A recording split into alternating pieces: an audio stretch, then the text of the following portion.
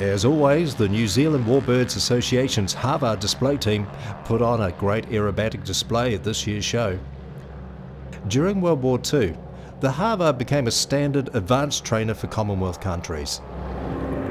After initial training in a Tiger Moth, potential fighter pilots would move on to Harvards, while other pilots would train on twin-engined Avro Ansons or airspeed Oxfords.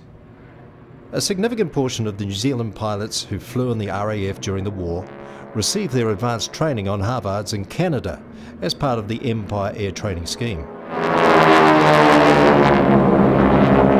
In 1940, when the Canadians first realised they would need a significant number of additional aircraft for the scheme, the United States was still a neutral country. To work around the prohibition of US companies shipping aircraft to Canada by air, the first deliveries of Harvards had to be flown to Montana, where they were then literally pushed across the border into Alberta, Canada.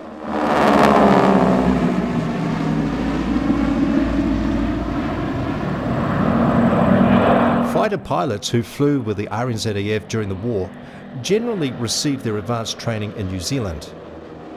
A reasonably high attrition rate saw almost a quarter of all RNZAF Harvards lost through various causes during the war years.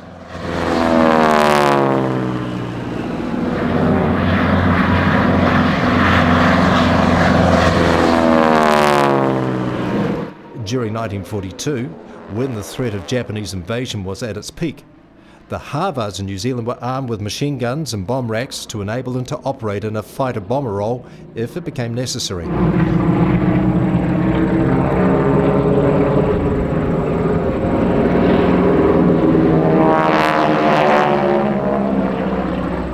The Harvard remained in service with the RNZAF until 1977.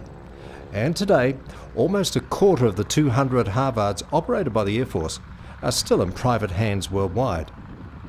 A significant number of these aircraft are still airworthy, while a number of others are being restored.